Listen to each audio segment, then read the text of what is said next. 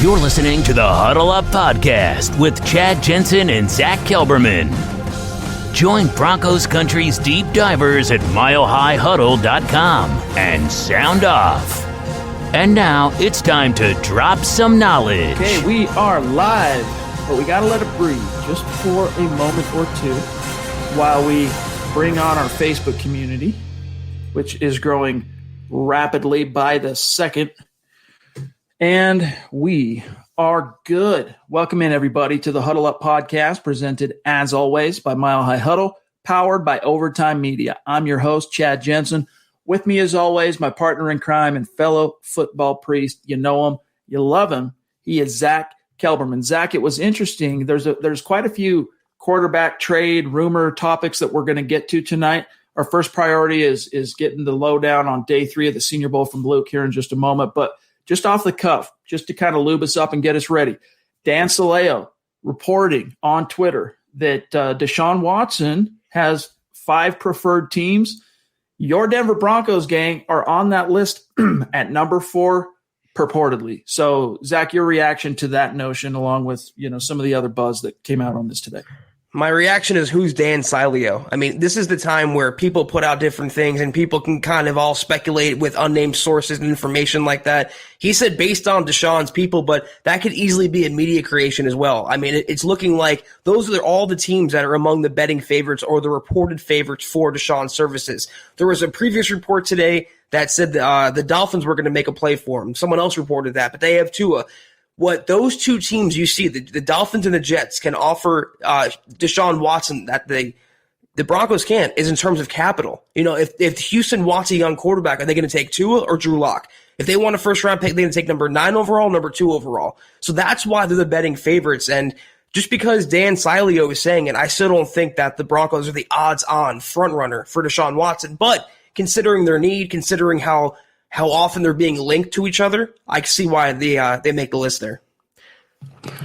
I mean, if you're Deshaun Watson, I think there's a lot about the Broncos situation, for what it's worth, to be attracted to, because offensively, hey, man, you're locked and loaded. You're ready to go. Like, you really, as a quarterback, you would want for nothing.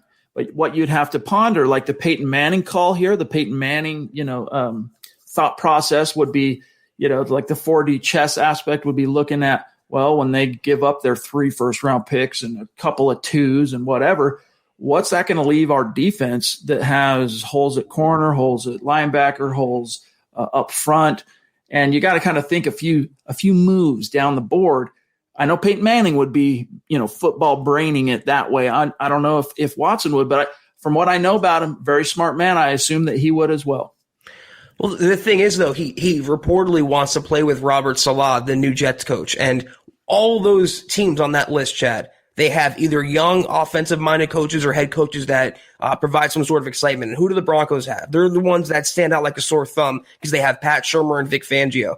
I still think if there's a trade that's being consummated, which I don't think it's 100% a slam dunk he's leaving Houston just yet, but I think the Jets really are. They have the number 2 pick. They have Sam Darnold. They have a coach who's drawing free agents. He's drawing buzz to the team. They have some players there.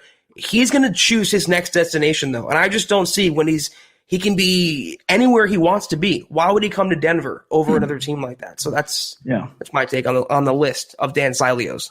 Well, listen up, gang. We're not done talking about this, and I'm sure there's a lot on this topic that's on your mind. But today's episode, of course, is our weekly Mile High Mailbag, where Zack and I take a peek inside because we are your football priest. Each and every week, we're here to offer you the absolution and answers to your burning Broncos questions. So any questions that you have, get them in. Any supers that you have, get them in. We're going to bring Luke Patterson from the Senior Bowl on here in just a moment. Any direct questions you might have for Luke, what he's seeing, what he's hearing in Mobile, get those queued up. Buona Beast will be keeping an eye out for that.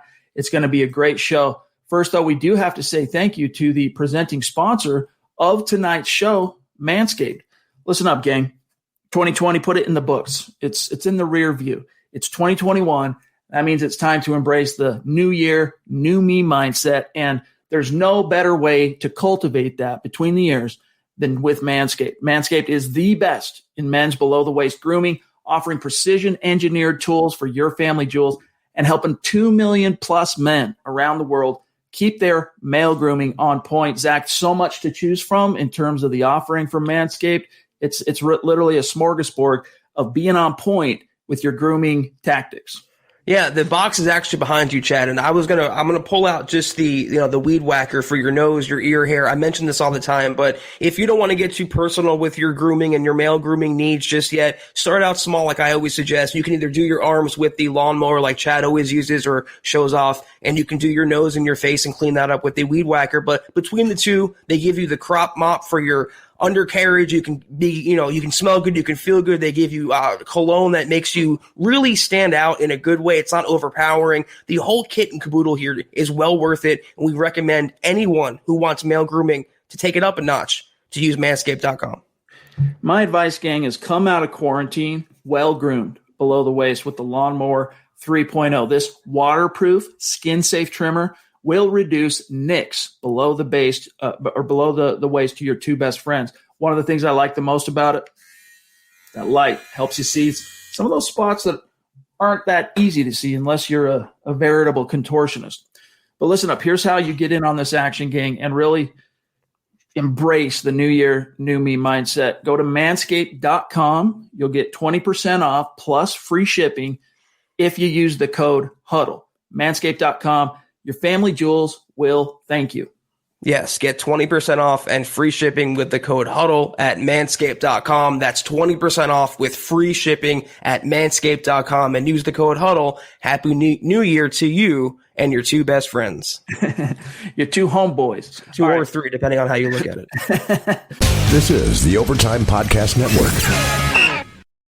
All right, so we'll get to some more matters of business a little bit later on in the show. Luke has peeled off some time, so let's get him on here. Luke Patterson, co-host of the Mile High Insiders podcast every Saturday night here at Mile High Huddle, making the long distance travel through rain, sleet, snow, wind, cars, airplanes. I mean, tornadoes. Boy, it's like planes, trains, and automobiles, right? Getting to get to mobile. How you doing, brother?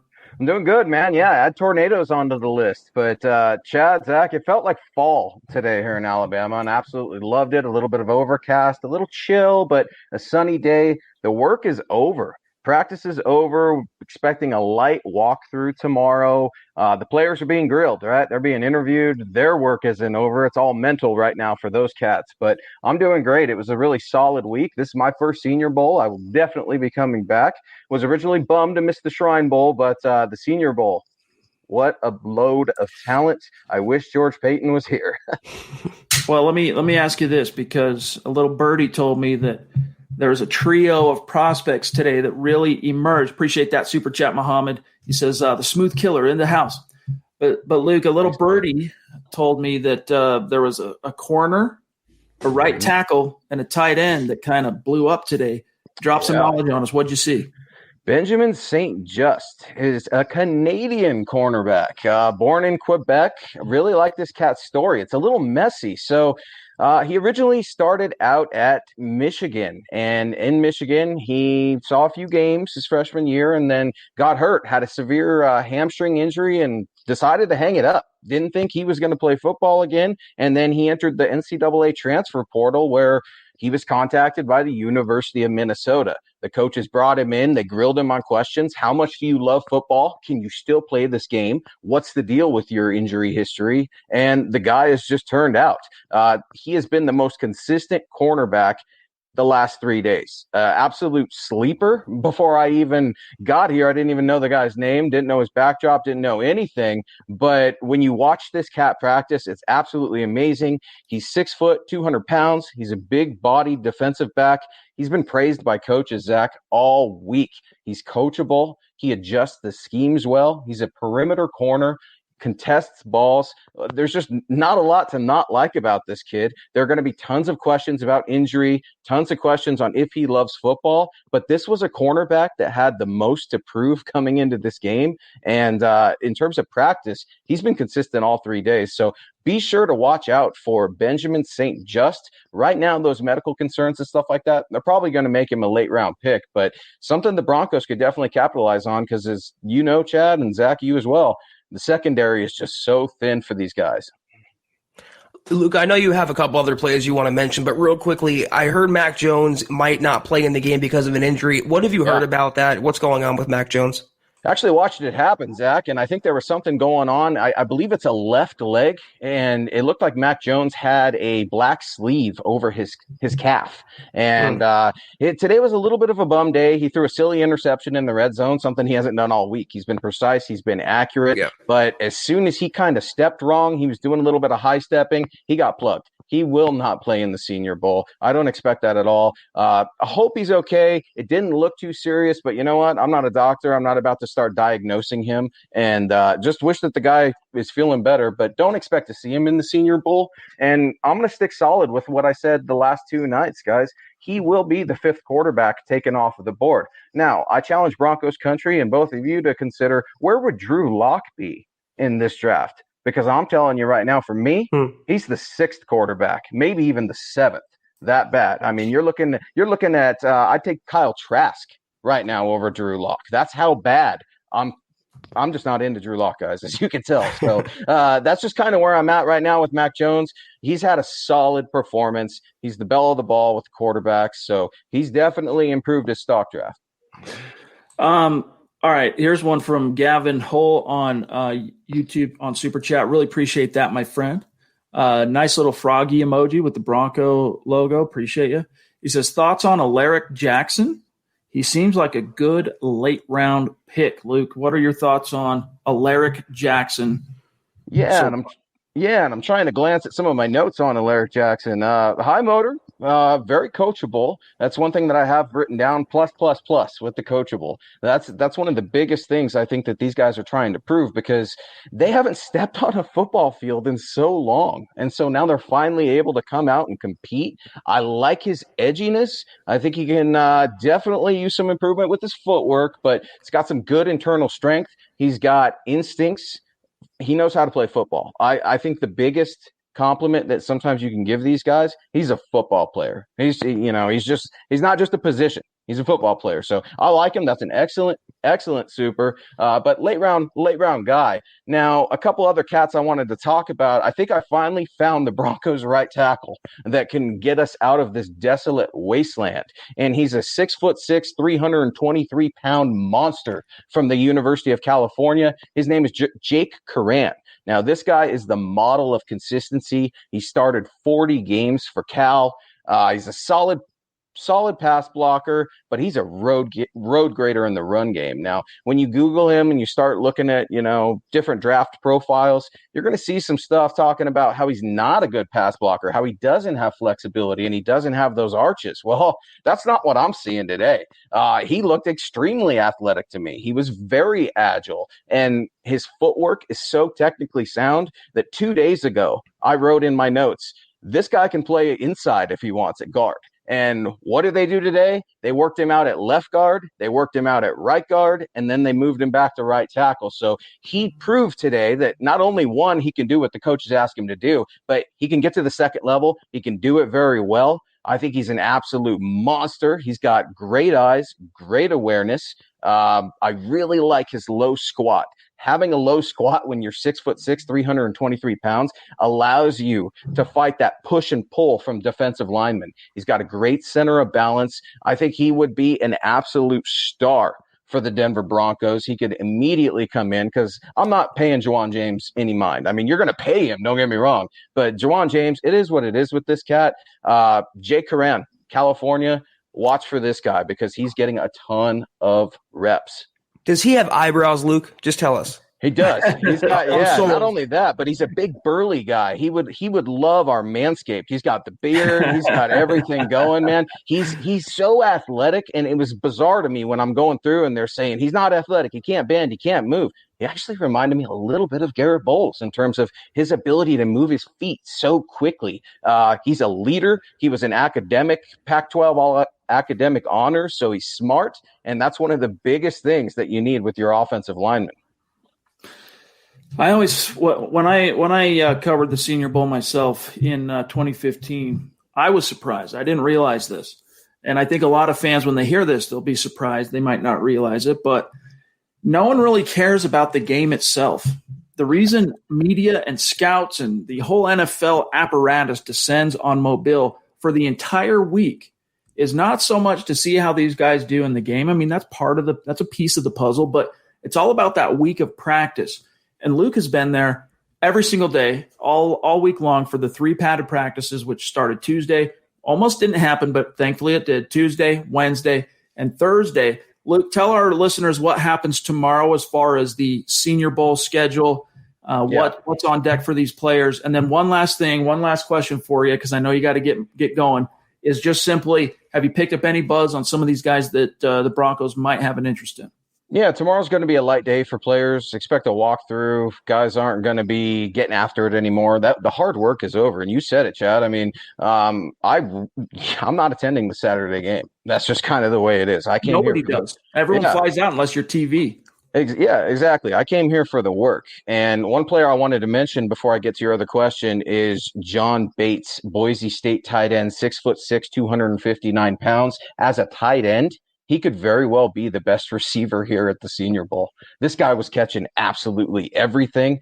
He was a track star, a long jumper, and at 6'6", 259 pounds to be a track star, that's pretty nasty. He's got some shades of Cameron Brate, maybe even Zach Ertz to his game. So I like this cat a lot. He's a red zone monster that consistently bails his quarterbacks out of bad throws. I wish Mac Jones could have thrown to this guy because he would have gotten a lot more looks, but Mac Jones is just he's so superior to some of the other quarterbacks here, and I wish them well, and I'm not going to dump on those guys because they're doing their best, and it's just a different level of competition. But I was able to hit the town last night, was able to have some cold pops, and as you guys know, when the cold pops start going on, some of the rumors start flying. One of the biggest rumors that I picked up on, and it's not going to be any breaking news, but the San Francisco 49ers are making a very hard push for Matthew Stafford. I heard you guys talk a little bit about Deshaun Watson. So what does that mean? Well, if Matthew Stafford goes to the San Francisco 49ers, let's say that works out. Well, that's okay if you're a Broncos fan, right? Because you're aiming for Deshaun Watson.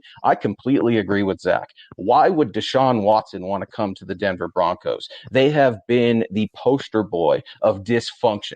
It doesn't make sense to me. I get Jerry Jeudy, Cortland Sutton, and Jerry Jeudy wiling out again on social media, taking shots at radio hosts and everything else. It's just unbelievable, man. But again, I got some more info on Drew Lock.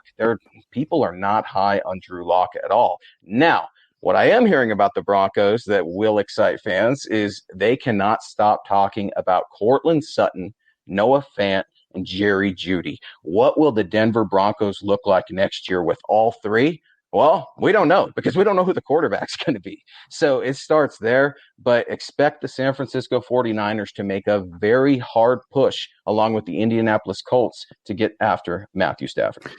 All right, my friend. Well, thank you so much for not only making some time for us tonight, but each day this week, and for making the trip and serving as MHH's boots on the ground. Appreciate all your hard work. Appreciate all your insights. And I know you got things to get to. So we'll talk to you soon. Follow Luke on Twitter at Luke Patterson LP. Luke, give our best to all the dudes, and we'll see you soon.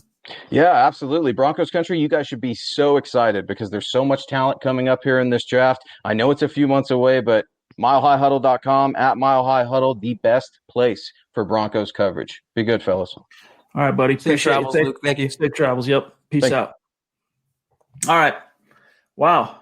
Interesting stuff, man. I mean, it makes sense what Luke said, what he picked up last night out on the town, that the Niners would have a burning interest in Matthew Stafford because, as you and I have discussed on this podcast many times, you know, they really are a team that, at least from the outside looking in, are that one quarterback away from going into, warp speed. But I think that the Denver Broncos are a lot more attractive to any prospective quarterback looking to find a new home than maybe Luke, maybe even yourself, Zach, might initially think about because he's talked about, he said it, Cortland Sutton, Jerry Jeudy, Noah Fant, just that trio alone. You throw in KJ Hamler, you throw in Albert Okwuegbunam, you throw in an elite left tackle, Garrett Bowles, a solidified offensive line. You still aren't sure what's going to happen at right tackle, but I mean, the pieces are in place offensively. You just have to worry if you're that quarterback. What about my coaching? What about the defense? I mean, that's what I was going to say. For these quarterbacks, for these guys who have long-term contracts already in place, who have made millions over the course of their careers, like a Matt Stafford, like a Deshaun Watson, they want to go where they can win a title. It's one thing that's eluded both of them, especially Matt Stafford, who's never won a playoff game. So which team on that list gives them the best chance to win a title? Is it the Broncos, who haven't been in the playoffs in the last 6 years, with Pat Shurmur, or is it the Niners, who went to a Super Bowl a couple of years ago and they have Kyle Shanahan, or the Colts, who came this close to advancing in the playoffs with an aging Phillip Rivers and a not young offensive mind, but at least a bona fide offensive mind in Frank Reich. So, and that's why the Panthers are on there, Chad. I mean, you have Joe Brady, you have Matt Rule. It's why the Washington team is on there, because Ron Rivera, strong coaching in place. They won the division title last year. All those teams have something in common, and the Broncos are the only team among them that doesn't have any of those commonalities. Guys, we're going to dive right into your questions, your concerns, your topics, your super chats here in just a second. We got to take care of a couple quick matters of business. We're diving right into what's on your mind in this week's Mile High Mailbag. But, Zach, first we got to say thank you and hello to another one of our great sponsors, sportsbetting.com. Tonight's live stream podcast is brought to you indeed by sportsbetting.com. Broncos country, as you know, gambling is now legal in the state of Colorado, and you're looking to make watching your favorite sports a little more interesting. Sportsbetting.com is your no-brainer destination, and here's why. Sharp odds and low juice. They have in-house bookmakers. They're not a third-party service. They have reduced juice and the best prices you will find anywhere out there. Hassle-free bonuses with a one-time rollover, which means the bonus money is yours after you bet it just one time, whereas other sites range from 5 to 30 times. Big difference there. Also, 24/7 live customer support. You are always, always, always getting a real person in the U.S., never a robot, someone right here in the good old U.S. of A. But here's the kicker. Right now, after you make your first deposit, sportsbetting.com will double your deposit up to $300. That's $300 in free bet credits. So head on over to sportsbetting.com/milehighhuddle. That's sportsbetting.com/milehighhuddle and capitalize on up to $300 in free bet credits and start 2021 off on the right foot. All right. Couple quick reminders. Hey, the conversation, we want to keep it going outside of these 1 hour live pod streams. One of the ways to do that, connect with us on social media, starting with our Twitter account for the podcast at Huddle Up Pod, and then the main account at Mile High Huddle. My partner, Zack Kelberman, on Twitter, as you can see on screen here, at Kelberman NFL, myself, at Chad N. Jensen, and our producer, Buana Beast, on Twitter, at John K. MHH. Also, gentle reminder, head on over to the merch store, huddleuppod.com. Get your swag on. Get a hat, get a T-shirt. Today, a little bit chilly for Luke at the Senior Bowl. Thank goodness he came equipped with the State of Being MHH hoodie. Little something for everybody. It's another way to support what we're doing here. Also, here's your reminder to become an official supporter of Mile High Huddle on Facebook. On Sunday at noon, we are kicking off the 4th episode of Kelberman's Corner. All right, it's going to be a gas. I know that Zach has a nice juicy topic that he's got queued up, ready to rock and roll with Kim Becker. Hot takes that hold water, boys and girls, and it's something we want you to be in on. We want you to not only watch this content, consume the content, be there, but at the end, an open format for you to ask questions and get your thoughts and get your takes in on these very topics. So go to facebook.com/Mile High Huddle, or just open up the app, Mile High Huddle. You'll find us, click the big blue button. You're in like Flynn. And if you're with us now, those of you watching on Facebook, as you scroll down, if you were to put in a comment, right next to that comment, there's a green icon. If you click that, same thing. It'll take you through the steps of signing up to become an official supporter. We appreciate each and every one of you. And we have just been absolutely just pleasantly surprised, not surprised, just stoked to see how many people have flooded over there and have become official supporters. So thanks to each and every one of you. And then last thing, guys, if you're not in a position to do those things, it's all good. Just we ask you to do these 3 things. We're just happy to have you here. Seriously. Like the number one thing that we focus on most are the people that are in the stream, that are listening with us live. We love each and every one of you, but we do ask that you, number 1, subscribe. Number 2, like this video. Number 3, share it out there if we're doing a good job for you. Zach, right now, we have about 500 people live with us in this stream, which on the surface, it might not sound like a whole heck of a lot of people. It's not a stadium full of Broncos fans. But let me tell you something. For live streamers, if you have over 400 people in a live stream, you're doing something right. If each one of you liked this video, you have no idea. You're watching it, so give us the like. It has an immense effect and impact on this content and our channel and our podcast, being able to continue to grow and reach new like-minded Broncos fans just like you. This is the Overtime Podcast Network. All right, John, I know we've had some very patiently waiting superstars. Let's start knocking them down. Ben Roth, good to see you, brother. Appreciate you. He says, Jim Irsay, that's the owner of the Indianapolis Colts, his comments tell me the Colts will acquire Stafford. Random question. If you could have Andrew Luck or Deshaun Watson for the next 3 seasons, who would you take?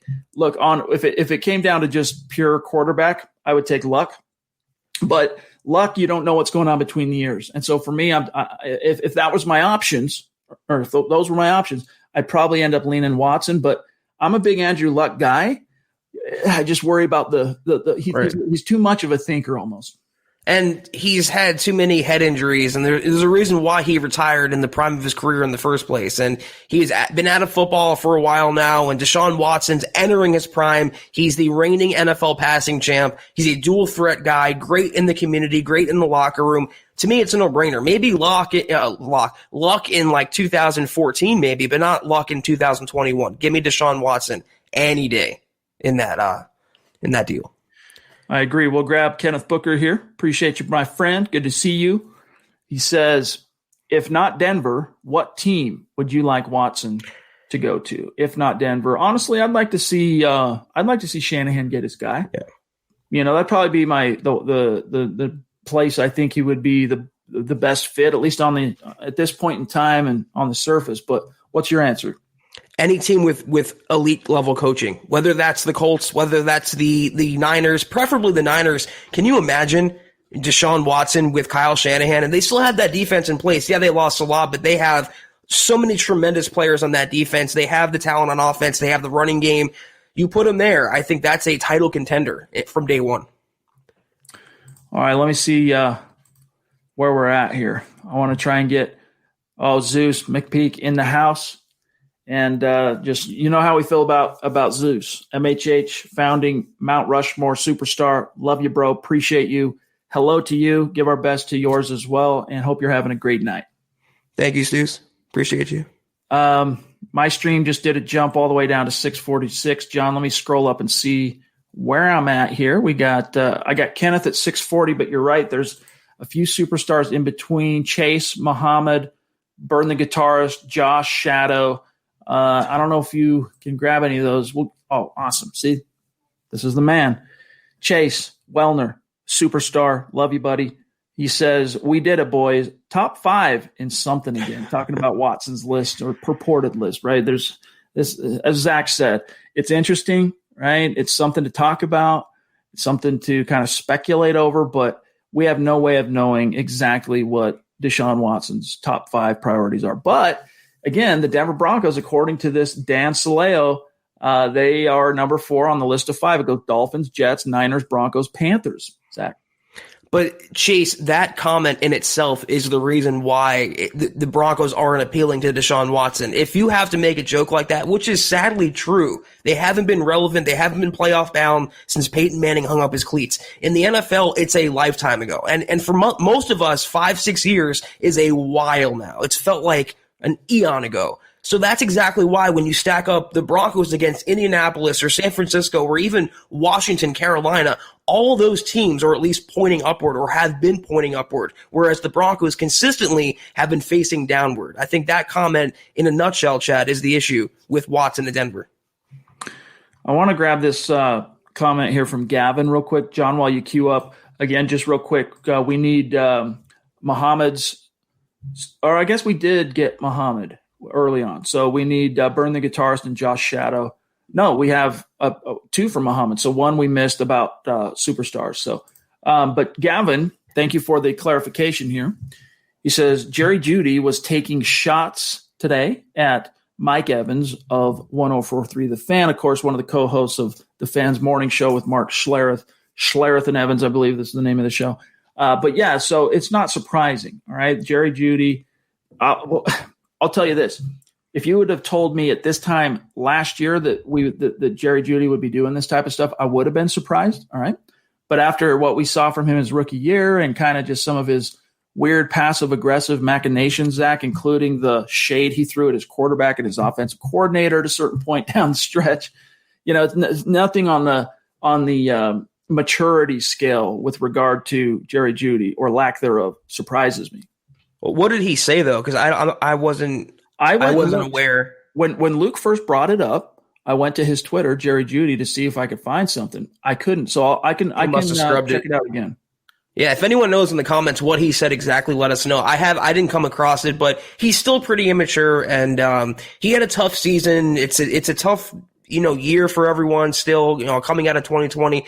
Don't put too much stock in it. If he's still making these issues and still dropping passes in September, October, then we'll press the panic button. But for now, it's the off season, and these stories tend to get heightened, Chad. And for what it's worth, I think Broncos fans should still be extremely excited about Jerry Jeudy as your first round pick 1 year removed. In fact, today I know Lance Sanderson had a very nice story, very interesting piece analyzing what Pro Football Focus had to say about Jerry Jeudy, predicting him to be, I want to say it was like one of 5 or 6 breakout candidates. If I can get this video to disappear, but there we go. For 2021, here's what Lance wrote, quote, with a short memory, some continuity in the offensive scheme, and more consistent quarterback play, PFF believes that Jeudy is going to have a massive second season in 2021, placing him first on its list of 6 rookies poised to break out next season, Zach. So first on the list, which I agree, and I think even if they don't make a change, like even if it's Drew again under center, you can relatively, I think, feel comfortable, confident banking on Jeudy taking a big step next year because Drew, for whatever his shortcomings are, and we saw some inconsistencies, the footwork, the at times early first 3 quarters of the season, concerning regression. He turned it around down the stretch, and he gets 2 years now back to back if he comes back in that playbook. I think you can expect him to take a step forward, which obviously spells good things for all of his supporting cast, including Jeudy, Sutton, Fant, Hamler, the works. Well, he showed in the finale, I forget now how many yards it was exactly, his long touchdown. It was like 67, 70 yards. He showed 92. In that 92 yards. I mean, he showed in that game when you get him the ball and the quarterback makes a nice throw and he's hit in stride and has some room to run, what he can do. In that last game, I'm not going to say it exonerated him 100% from his shortcomings, but it made up for a lot of what he left to be desired on the field last year. And it was just a glimpse, a real small glimpse of the upside that Jerry Jeudy brings to the table. There's a reason why he was the number 15 overall pick. There's a reason why a large sect of Broncos country, not myself included, was regarding him as the top receiver in this draft class. Give him time to grow into himself and as a football player, and I promise you the rewards will be reaped like you saw in the finale. This is the Overtime Podcast Network. Burden the guitarist, appreciate that super chat, my friend. Sorry the stream jumped you, so we couldn't grab your card to show, but nevertheless, we appreciate you. We love you. Says, hey guys, who are we picking in possibly the most nightmarish Super Bowl matchup of all time? Good question. I've answered this multiple times just over the last 4 or 5 days. There's no way on God's green earth I can throw any kind of emotional allegiance behind the Kansas City Chiefs. All right. It's just, it goes against every bone in my body. So as much as it pains me to root for the Tampa Bay Tom Brady's, to quote Nick Kendall, I'm going to have to do it. Honestly, I don't care who wins the Super Bowl if I'm being frank. Right. But like in the moment, the game's on, I'm watching it. I don't want to see Patrick Mahomes hoist that Lombardi. I don't want to see the Chiefs tie the Broncos for Lombardis. They have 2 now. I don't want to see him get to 3 in a perfect world. Meanwhile, Brady's already got 6. What's 7? Give it to Brady. That's what I'm hoping. Yeah, I mean, like anything else, I caught some pushback on this because I said, I would be a Chiefs or Bills fan going into the AFC title game for the Super Bowl, but it's a lose-lose. If you're a Broncos fan or observer or media member, either way, it's just a slap in the face of Denver. It's either Brady or Mahomes, but I I don't, as long as we get a good game, I'm a football fan at heart. I want to see a lot of offense. I want to see a lot of points on the board. Whoever wins, like I said, it's a bad situation. But if Mahomes did win and they become the next dynasty, it sucks that they're in the Broncos division, but at least it's not Brady. I mean, that's my thing. It's like he's won so much. It's the same old, same old. It's the bad guy versus the good guys in a sense. And I tend to side with the good guys. Muhammad, appreciate you, my brother. Really do. And we're looking forward to having MHH in-house male model on the show. I believe we arranged that for February 10th, a Wednesday. So we can't wait. It's going to be a gas, Muhammad, and we hope you bring your A game, dog. Just kidding. No pressure. Just come on the show and be yourself, and it'll be a lot of fun. Yeah. Thank you, Muhammad. Whoops. Sorry. That was my fault, John. Isaac, good to see you, bro. I know you were lamenting your absence last night, but it's all good. I said, hey, we'll see you tomorrow night. And here he is. Really appreciate you, Isaac. He says, what's up, guys? Made it tonight. Definitely glad to have you in the saddle with us, my friend. All right, let me see here where we're at. I got one here from Ricky. All right, John, I'm going to grab on YouTube. Try and keep this as balanced as possible across all our different platforms on a Mile High Mailbag night. Ricky Melendez, really appreciate you being with us tonight. Thank you for the question on YouTube. Wouldn't we want someone like Deshaun Watson to come in, Zach, and change the culture of the last 6 years? We might not have the best coaching, but we definitely have a future. I agree the Broncos are a team on the come. All right, they're on the rise. And we heard it from George Payton that they're a sleeping giant. I do think if you bring Deshaun Watson in, even with the team as it was the end of the 2020 season, I think you see a lift. I think he gives you finish 5-11. I think by virtue of his presence, you increase that to somewhere like 7 or 8 wins, Zach. But the problem is that's not enough, right? You need balance. You need complementary roster. And if you give up 3 first-round picks, a 2, a 3, I mean, it's going to be a king's ransom. Your quote tweet today, well, I guess we should talk about the Bill Barnwell article on his proposed trade package for the Broncos to acquire Deshaun Watson. But your quote tweet when it first came out earlier, Zach, still wouldn't be enough. No, it's Barnwell seems to believe, we'll talk about it. Barnwell seems to believe they can get Deshaun Watson for just 2 first-round picks and Tim Patrick and Drew Lock. It's like that. It's not realistically what it's going to take for Houston to unload him because he's still under contract. He has a no-trade clause. He has some leverage, yeah, but Houston still owns his rights, and they have to decide whether they want to trade him or kind of play hardball. But to answer the question, you want to fix the culture in Denver or improve the culture by getting a guy who's forcing his way out of Houston.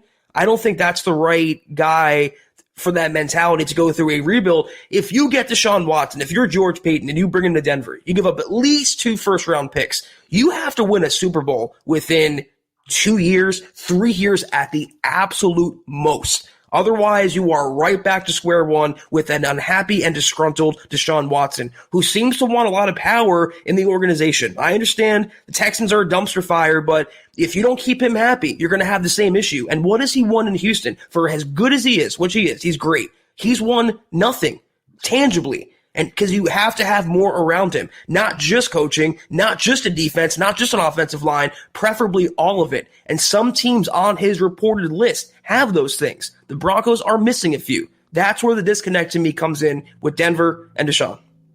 See, the problem is when we talk about quarterbacks being the tide that raises all ships, right? The true franchise guys. Well, I do think Deshaun Watson is a franchise quarterback. Don't get me wrong. But there's a reason why he's not on the same level of, as Peyton Manning when the Broncos recruited him successfully in 2012 in terms of that immediate spark and immediate turnaround. Because when you got Peyton Manning and you're John Elway and the Broncos, not only did you get his physical wherewithal and his NFL experience, which at that point it was 14 seasons, you also basically got a coach on the field. And that not only trickles down to all the players around him, and you saw that, how it came out in the wash. Everybody played better. Production from the skill positions improved. Production from the O-line improved.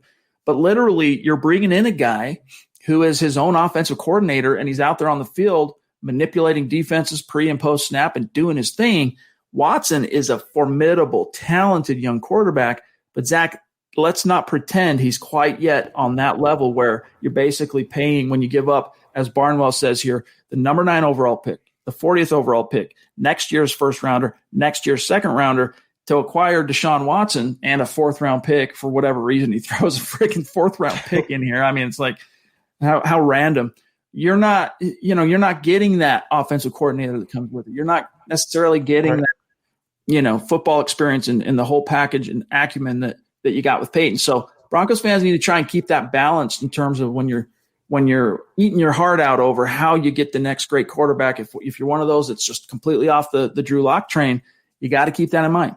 If he was a free agent and he wanted $39.5 a year, I'd give it to him in a heartbeat. Here's a check, you sign it, and we'll go cash it together. But when you want $39.5 a year, when you have a $156 million contract, and you're giving up a boatload of draft picks, your first this year, your first next year, as a starter, then you're throwing in your young quarterback, then you're throwing in Tim Patrick, and then someone on Twitter said, why not throw in Jerry Jeudy as a sweetener? Why not throw in everyone? Throw in Garrett Bowles, Noah Fant, Bradley Chubb, Von Miller. Why not? It's everyone versus one player. If you want to keep the core around Deshaun Watson, you can't have Deshaun Watson. You can't have it both ways. That's why I'm advocating for him and Stafford, actually, to go to teams like the Colts or the Niners that are in win-now championship mode. The Broncos are not in win-now championship mode, no matter how much we want to plug our ears and cover our eyes and pretend it's true. They are a couple years away from competing. The Niners, for example, or the Colts are a season away from winning a title with the right quarterback.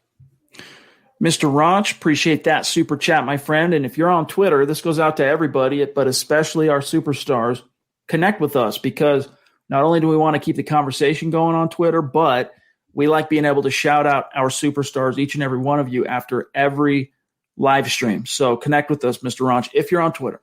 He says, Locke has played 16 games in 2 seasons with an obliterated offense and poor leadership. When will Denver realize it will take more than a top QB? There's some truth to that. Again, if this was Tom Brady, if this was Peyton Manning, maybe Aaron Rodgers you could throw into that realm. Maybe Drew Brees of a few years ago. I don't think he could really carry a team now. But even Drew Brees, he couldn't carry a team. Like, think about it. He ended up being that missing ingredient for Sean Payton and the Saints, getting him over the hump back in 2009.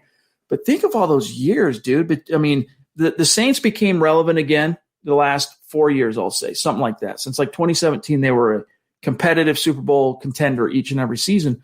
But there was a stretch there, Zach, where Sean Payton couldn't quite figure it out. And we're talking like 7-9, 8-8, those type of seasons where it's just not good enough to even qualify for the dance. Drew Brees wasn't a guy that and he's future Hall of Fame. Like, he's a first ballot guy. It's a rare bird that can carry a team. I'm not even convinced, for what it's worth, this might sound like a hot take, I'm not even convinced Patrick Mahomes is that guy. I'm not convinced that if Patrick Mahomes gets drafted to Houston, if he gets drafted anywhere besides, that was just the perfect stars aligning situation where he got the best of all worlds. He got the scheme and the coaching. He got the skill positions. He got the whole enchilada, and then that allowed him to really hit the ground running, and everyone else around him. I'm not convinced Mahomes would be that guy. There's very few, and I'm not sure how many are even still in the league right now, to be frank with you. Maybe Brady, as I said, maybe Rodgers. Who else? Who else could truly come into this team and by virtue of their presence at quarterback, as Mr. Ranch is saying, takes more than a top QB, elevate them like that to Super Bowl or playoff contenders? Unfortunately, after watching Breeze this season, he couldn't carry a glass of water. That shoulder is shot, Chad. So, quarterbacks have a quick downturn after about 35, unless you're named Tom Brady. But it proved in the NFC title game. You have Aaron Rodgers, a future first ballot Hall of Famer. You came up small. You didn't advance to the Super Bowl. You couldn't beat a 43-year-old Tom Brady because of coaching. It takes more than a top quarterback. And that's why my other counterpoint, not just the capital, not just the contract, not just the mindset of going backward in a forward young man's business is you're competing against the wrong type of quarterback. You're bringing in Deshaun Watson and you're limiting yourself because he's not the guy to come in with Pat Shurmur. If you bring in Aaron Rodgers, you saddle him with Pat Shurmur. You bring in Stafford, you bring him in with Pat Shurmur. What are these guys going to do? That's my take on it. I feel you. We got a super chat here from Joshua Johnson. Appreciate you, my friend. He says, Mac Jones over Trey Lance. Go Broncos. You know what? Trey Lance is a guy I haven't dug too deeply into as far as his film and whatnot. I know there are quite a few draft analysts out there. quite a few draft nicks who are really all about Trey Lance. They say it goes Trevor Lawrence, Trey Lance, then Zach Wilson, then Justin Fields. It's a little bit different for everybody, but there are a lot of people who view Lance as the number 2 quarterback in this class. Just based on what I've seen and just based on the small school competition concerns and things like that, I wouldn't put him up there. As far as what Josh is comparing here, I'd probably say yes, which is also kind of speaks to my overall outlook, which is if you draft a quarterback, I'm more of a mind not doing it at pick 9. I want that elite blue chip corner or linebacker. If you can get a Mac Jones early second, or you trade up to late first or something like that, I could live with that much more than, say, going out and at pick 9 taking a very unproven Trey Lance, or pick 9 taking that and moving up and grabbing anyone else, including Mac Jones. I'm not about that, but just apples to apples, Mac Jones or Trey Lance, I probably lean to Mac Jones mostly by virtue, not necessarily his physical skill set, not necessarily his tools, obviously, because Trey Lance is a vastly more talented athlete, more talented quarterback, but just by virtue of the complete package experience. And, he's really helped his stock this week, Zach. I got to tell you, I've gone back and had to take another look at Mac Jones based on how well he's performed this week at the Senior Bowl. Yeah, to me it's ceiling versus floor. I mean, Trey Lance to me is Josh Allen, whereas Mac Jones is Daniel Jones. So it's subjective as to what kind of quarterback you want, what fits your system overall better. To me, if I'm taking a first-round quarterback number 9, if I'm locked into that gun to my head, I'm taking Trey Lance because I want the upside. I want the ceiling. Not with Pat Shurmur and this current coaching staff, but I want to at least unlock that potential, whereas Mac Jones, higher floor but lower ceiling, you kind of know what you have in him. I don't think Mac Jones, and I could be wrong, and you can freezing cold take me if you want, I don't think he's going to go on to be a 10-year franchise quarterback, championship-winning quarterback in the NFL. Trey Lance, I don't know. That's the thing. He could be with the proper coaching. Look at Josh Allen. He was regarded as high bust potential in his first year. He was being written off like Locke was. You bring in the proper coaching, the proper pieces around him, now he's an MVP contender. And that's what I think Trey Lance could be in the right system. I am Supreme22. It is good to see you, my friend. Appreciate that super chat. He says Peyton should reach out to Andrew Luck. You never know. It's true you never know, but I have heard nothing that would indicate Andrew Luck has interest in coming back to playing some football. And, Zach, before you respond to this, John, just real quick, Kenneth, Chris P., Jess, BNS, and Steven, those are kind of the guys outside of my reach, FYI. But your thoughts on Andrew Luck? I was going to say, do we have Luck's agent in the chat tonight? It's like the second question we got on Andrew Luck. The guy's retired. I mean, we have better luck getting Oliver Luck to play quarterback for the Broncos than Andrew at this point. Here is one from, I've got Kenneth. Should I grab him, John? I got Kenneth here queued up. All right. Appreciate you, brother. He says, James went in the first, but his brows went undrafted. Talking about Juwan James, who, of course, I think it was 2014, was a Dolphins first-round pick. They were on IR. Season-ending IR. No doubt. Jess C., good to see you, my friend. Superstar. He says, more likely, Stafford or Watson. Much love. Appreciate that. And the thumbs up, too, my friend. Good reminder. More likely, I would say Stafford. Yeah. Probably more likely. Just because, you're not it's still going to be a pretty penny to acquire either one of those guys, but significantly less based on what we're hearing for Stafford. I think, the Watson trade market can kind of indirectly hurt the Stafford trade market, but that's a situation where if a team is desperate enough and he goes to a situation where he signs off on, maybe like the Colts or the Niners, maybe a second rounder and a player or 2 second rounders can get it done. But you're not getting Deshaun Watson for 2 second rounders. So more realistic for sure is Stafford. All right, John, I've got one here queued up as well for Chris P., unless you got it. Okay, wait, hold on. Here he is. See, we're sharing a brain. Appreciate you, Chris. And you've really come on strong lately, my friend. So we definitely are stoked to have you, and we appreciate you. And keep it going, my friend. He says, assuming we pick a corner in the first round, who do you think we should take in the second? So for me, it would be – if you did get your Caleb Farley or whoever, right? If it ends up being Patrick Surtain or J.C. Horn or one of the top 4 or 5 corners there in the first round, I'm looking at still linebacker if I can in round 2 or this is something Nick Kendall wrote about today in an article kind of talking about, the Broncos cannot go into 2021 dependent on Jawan James at right tackle because you just don't know what you're going to get. If he's on the field, odds are you're going to get quality play from him because, when he's on the field, he is an upper echelon tackle, but you just can't count on the fact that he's going to be on the field. And so Nick kind of went through and explored some of the options, free agency, re-signing guys like Wilkinson or Dotson, and then the draft. And he kind of swung me. It's a low-key need tackle because of he's taken up a huge chunk of cap, Zach, but offensive tackle is more of a need because of that right tackle than you might think at first glance. Yeah, that's the offensive position the Broncos should draft. I don't know if they will draft first, but they should draft first. Don't be surprised, though. Kind of similar to how the Broncos needed wide receivers and they drafted receivers in back-to-back rounds. Don't be surprised, guys. They go cornerback back-to-back, first and second round, especially if A.J. Boye's out of the picture. They can't rely on Bryce Callahan. Bassey's coming back from surgery. Duke Dawson's coming back from surgery. They need cornerbacks desperately. Maybe linebacker, either edge or inside linebacker. They have to devote, though, I think, for the most part, their top 2 draft picks to defense. They have to restock those cupboards in the secondary. It could be a safety. It could be cornerback safety. It could be cornerback inside linebacker. But I think that's the direction. There's a commonality where Vic Fangio and George Payton have to address in the early rounds. If you're looking for a specific prospect names, what I would suggest, Chris, is tomorrow night, I know Eric and Lance on Dove Valley Deep Divers, they've got some plans to talk some draft. So if you want specific options there, I'm a little bit closer to being able to have that kind of take and insight and knowledge off the cuff, but I'm still getting there on the draft. But January has been it's been a godsend because the football news cycle as far as covering the Broncos has slowed down. It's just more about random news that pops up. And I've been able to start focusing more on draft prospects and the different, big boards at the different positions. So check out Dove Valley Deep Divers tomorrow night, 6 p.m. Mountain. BNS, love you, buddy. Appreciate you. He says, we get Watson, then we have no defense, no draft capital, 2 or 3 less stars, no cash to get anyone. What's the point?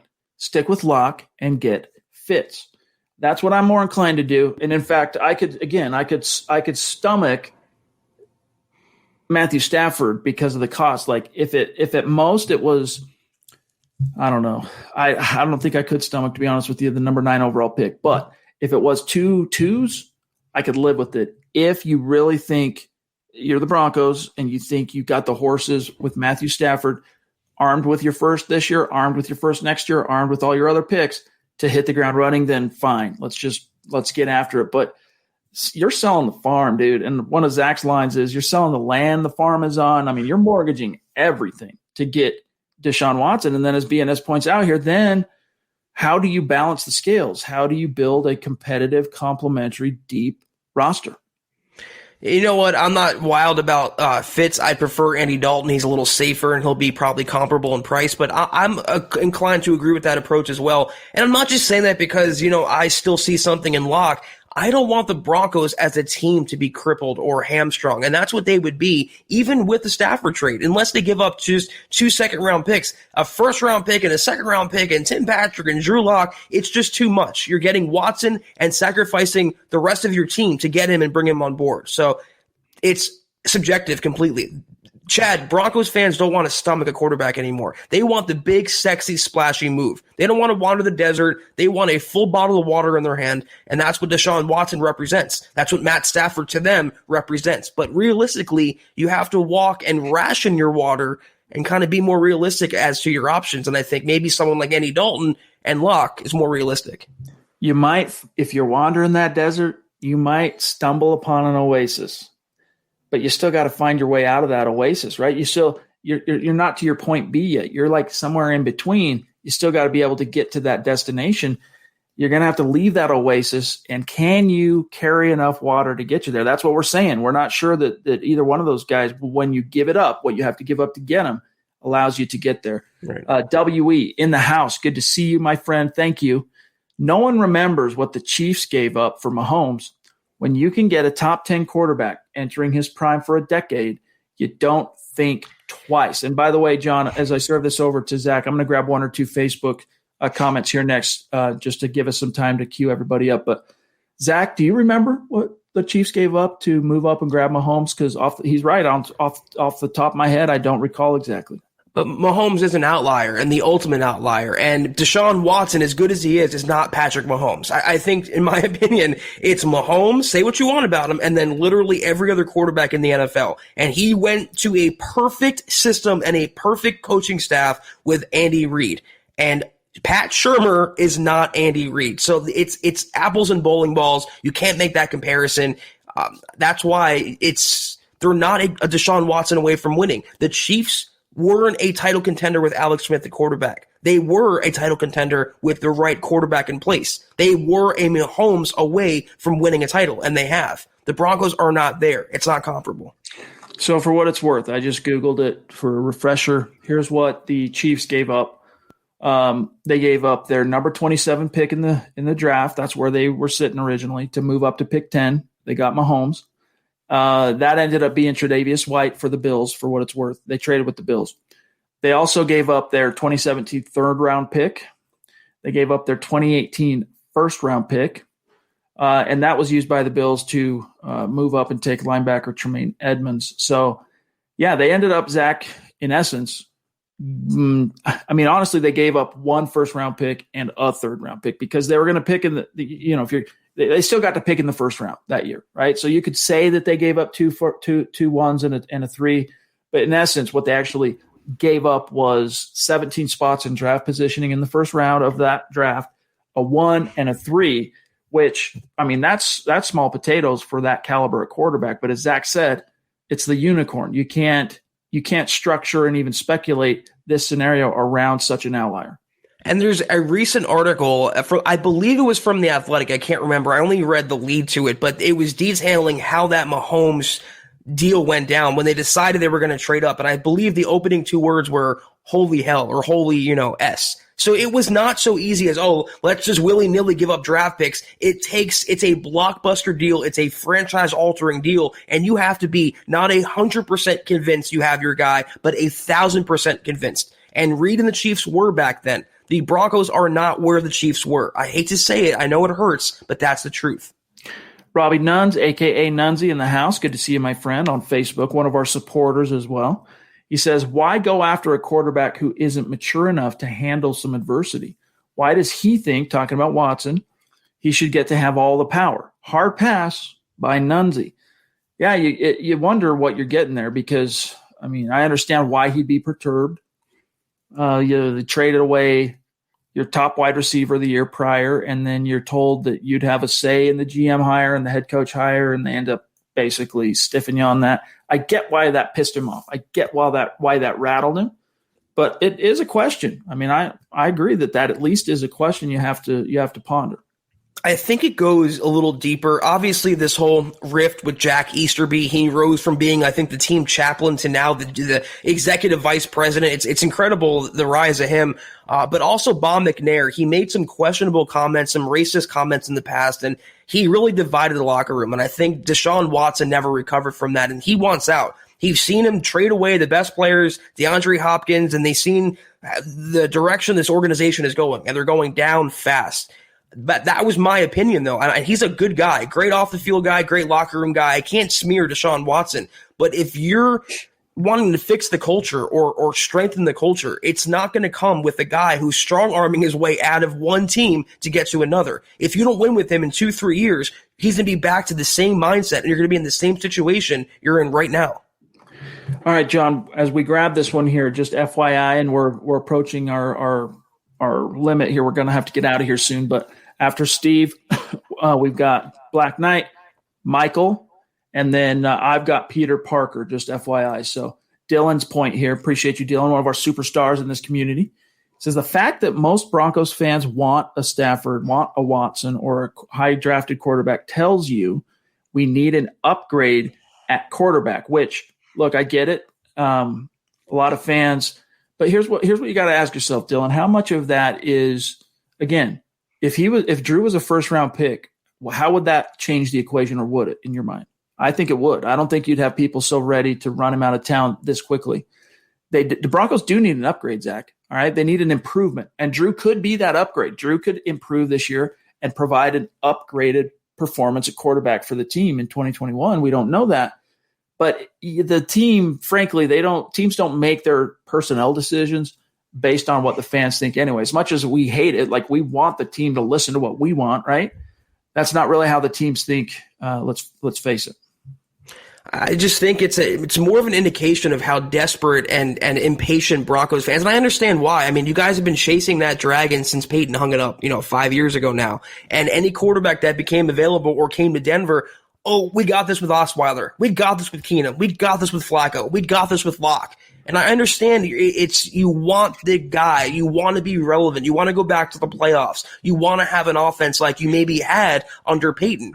But you can't just always throw the baby out with the bathwater. You can't pretend to play Madden in real life. There's limits and rules and certainties and uncertainties you have to deal with in the NFL. And acquiring Deshaun Watson at this stage, with where the Broncos are, with a first-year GM, is just not realistic as far as I'm concerned. All right, Steve Baumgartner, appreciate that super chat, my friend. And by the way, he wants to come on the show. He's requesting you to come on the show for his birthday, which I want to say, if I remember right, he said it was February 8th, if I'm not mistaken, which is a Monday. So, Stephen, we should be able to make that happen, my friend. But anyway, his comment was, hey, guys, Drew Lock is my QB. Build around him. That's the thing you got to wonder about, Dylan, and everyone else who's kind of sharing a brain on the whole. We need to upgrade at quarterback. Drew ain't it. What if I don't know how you would quantify exactly the jump he made from his sophomore, was it freshman to sophomore or sophomore to junior? Anyway, the 2 years he had with the same coach, the only time at Mizzou, where he went from, fair to middling production to setting SEC touchdown records and yardage and all that. What if that happens this year? Because he finally got the same scheme. He was wiser for the live bullets that he endured last year. He's wiser for the mistakes that he's made. And just as a quarterback and anyone who's a professional in any realm, you improve as an expert in your field with the time on task. So you have to wonder. We talk about wandering the desert. If you find that oasis, Drew could be that oasis, and he could provide you that water and that sustenance you need to get to where you want to go. To that point B, you could be giving all of that up if you make a rash decision to move on and just jump to the next most proven available quarterback. You got to wonder about that. And that's why, Zach, I don't envy some of these decision makers. The George Payton at Dove Valley. It's a really tough situation because I understand both arguments. I'm still more inclined to ride it out with Drew. One more offseason draft built and offseason and draft built around him, kind of banking on the year two playbook, same playbook, all that stuff. And if it doesn't work out, I'm ready to burn it down at quarterback and let's go get somebody. But I'm just not sold that now's the time to do that. Yeah, it's so divisive right now. There's just two camps and two schools of thought. You're either convinced that Locke is not the guy, or you're willing to roll with him like Steven is and like we are, and just build around him and give him one more shot. And if he busts, he busts, and you turn the page. This reminds me a lot of 2018, though. Some fans wanted Kirk Cousins. Other fans wanted Case Keenum. Other fans wanted a first-round quarterback. And everyone is dead set in their ways and entrenched in their ways, and everyone thinks they're right. They have the right man. They have the right argument, but we don't know how it's going to go. We don't really ultimately can predict how George Payton is going to think. We can speculate and we can give our opinions, but based on everything that we know about him and the way he operates and his core values, some of which he's admitted publicly, I just don't see how you can look at that and look at things realistically and look at the big picture for 2021 and see they're going to go out and give 3 first-round picks for Deshaun Watson. It's two schools of thought completely. All right, guys, we really do have to rapid fire our remaining superstars in the mailbag tonight. Jeremy, a.k.a. Black Knight 232. Really appreciate that generosity, my friend. Thank you. And we'll talk on Saturday, bro. He says, look, much as I like Watson, we don't need him. Number one, he's a drama queen and a locker room headache. Number two, our OC would find a way to screw him up. Number three, he's too effing expensive and would set us back 5 to 6 years. These are concerns I have as well. I'm not so much worried about him being a drama queen. Yeah. Like, I don't think he's cancerous. It's just more about like he understands that, his bread has already been buttered, right? So he can strong arm the Texans to trade him right now because he's got all the guaranteed money in the world. Basically, he's in the driver's seat. You saw how that flipped things and changed in the NBA, where over the last decade of its existence, where players basically kind of took control of the power and posture dynamic there. You're seeing Deshaun Watson kind of trailblaze and pioneer that potentially, at least for quarterbacks in the NFL. I do worry a little bit about that. I'm more concerned about the second and third thing. I'm not sure Shermer could maximize him and make the most out of your huge sacrifice you just gave up to get him. And then again, that sacrifice, what you gave up, that's a huge dent, dude. Yeah, he's not a drama queen. I mean, from everything that we've known about the guy, he's giving away scholarships and feeding families and building charity houses and initiatives. I mean, he really is a great guy for the Houston community and the Houston locker room. And I really can't blame him necessarily for how bad the organization became, giving all the power to Bill O'Brien, then all the power to Jack Easterby of all people.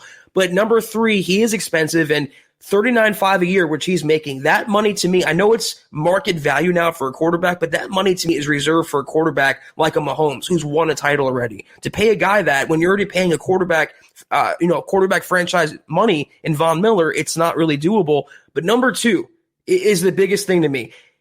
He is not really interested, in my opinion, of stats. He was the NFL passing leader last year in Houston. Now he wants out. He wants to win a title. He wants to be relevant. He wants to be up there with the Mahomes and the Aaron Rodgers. He is not going to do that, Chad, coming to Denver and being saddled with Pat Shurmur's 2003 offense, where they don't run a screen pass, a jet sweep, there's no motion, no creativity. He would be miserable if they don't have a winning record immediately. So, yes, if they had a Joe Brady, if they had a Cliff Kingsbury, if they had a Kellen Moore, I'd be a little more open to it. But they have Pat Shurmur, and they have a lame duck head coach, and they have a first-year GM. None of these things point to the Broncos being serious suitors, nor serious suitors for Deshaun Watson collectively this season.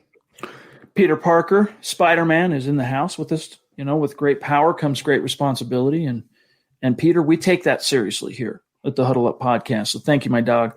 Greetings, Zach and Chad. And Buana, has Luke Patterson's awesome coverage at the Senior Bowl revealed a hidden gem you think could really help us?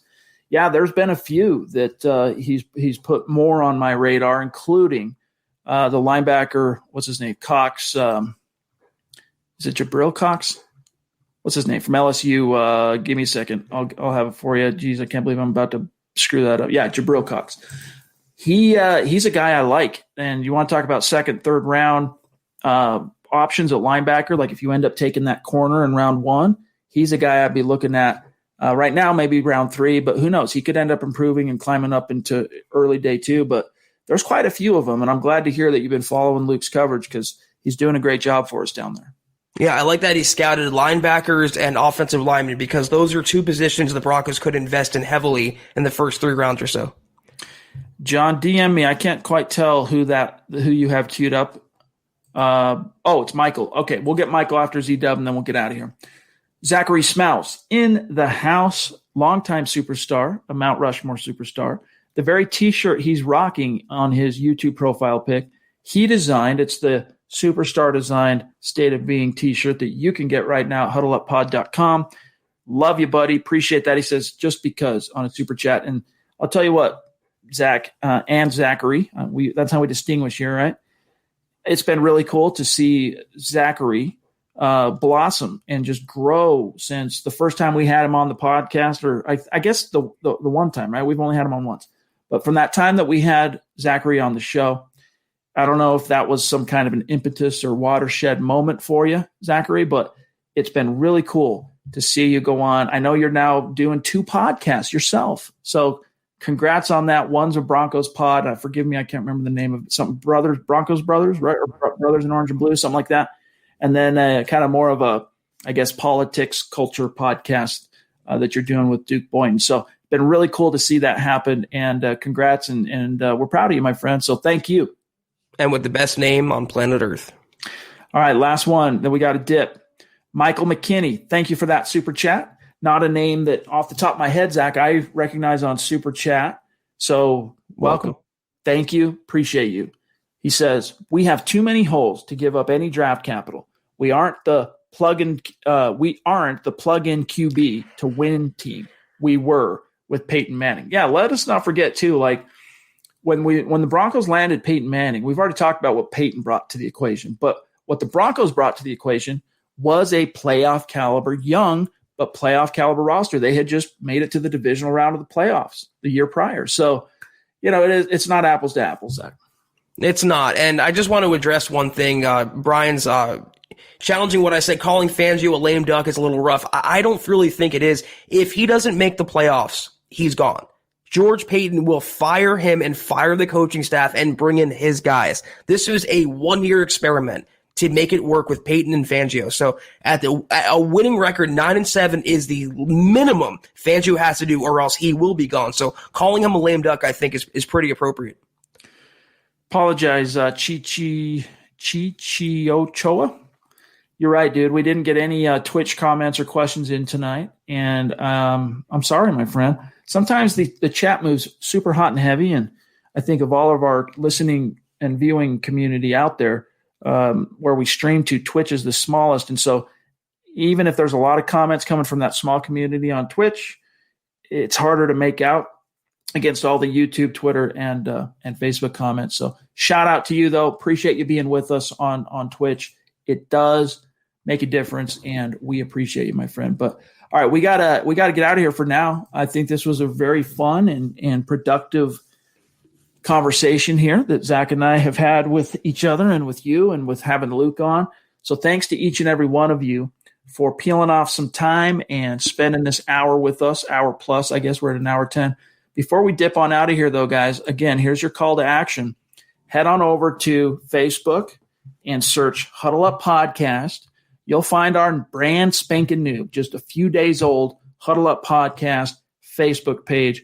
We need our community, we need our audience to flood on over there, like and follow, because we got some big plans for this page as far as content and cool things we're going to be doing with this page over the next few months.